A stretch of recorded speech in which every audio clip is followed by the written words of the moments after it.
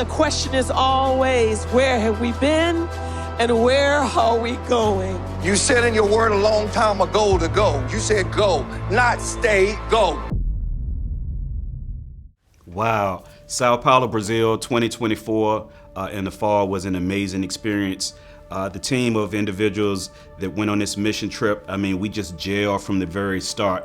This team was a team of 16 led by Shalom Outreach under the leadership of Pastor Julian Dangerfield and his wife, Lady Lisa Dangerfield. Alongside the group from Mt.Gilead, we were joined by 3 of Pastor Hickman's members from Divine World Changers, Anissa Barton, Krista Layton, and Keisha Elliott.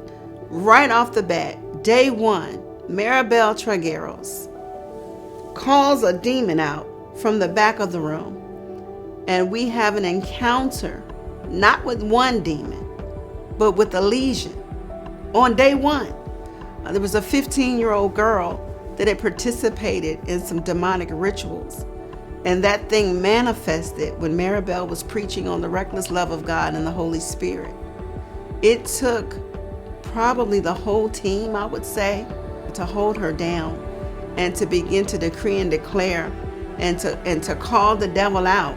And I'm proud to say we didn't flinch. So we visited 2 separate halfway houses. The first halfway house that we went to had about 10 individuals that were part of the program. They were all receptive. They entered into praise and worship with our team. It flowed. I had an opportunity to minister with 3 of my brothers.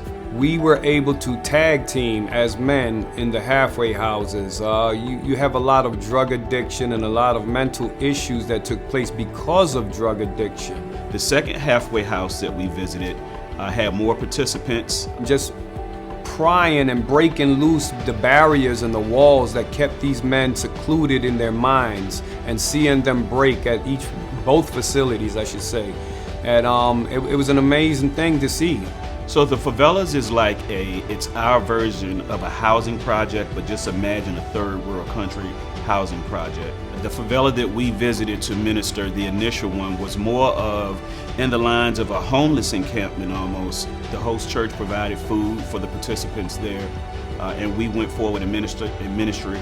Minister Linda Clark, she sang, it was an open heaven environment. We were physically outside, and everyone that was there was open to receive. We prayed for several individuals. It was one of those things that I'll never forget. The worship experience was something. In dance, Minister Amy danced a specific song in their language, which really resonated with the people there. And it was amazing to see everyone singing along to it. It really resonated to their spirits.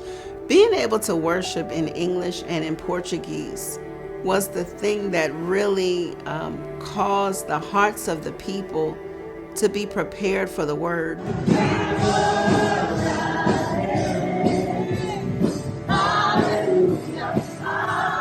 There was one sound, and that right there built a community amongst us, and there was a camaraderie and a love and just a spirit, like a sweet spirit was in the room whenever that happened. Probably one of the highlights for me is as a bass player, I had an opportunity to minister in music with my wife, Janelle. She's a drummer, so we both played at 3 of the churches that we visited. It was an awesome experience just to be able to play with other musicians. Even though there was a language barrier, there was not a spiritual barrier. The Kingdom Advance Conference just really lit the fire under any person that took the mandate of going into the world and preaching the gospel seriously. God did so much over the course of 8 days with this trip. We had 7 deliverances, 17 manifested healings, 22 filled with the Holy Spirit, 32 salvations, and 441 total prayers. To God be the glory for the things He has done. I would personally like to thank Bishop and co-pastor for this opportunity to serve on the mission field, to be able to go on such a trip debt-free. My wife and I are extremely appreciative. To all the members of Mt.Gilead for your tithes and offering, thank you for this opportunity. Brazil will never be the same. The worship experience brought a glory that was so heavy that it resonated not just on us, but on the people of Brazil. It was unbelievable, the mark that was left in Brazil. And it's a mark that cannot be erased.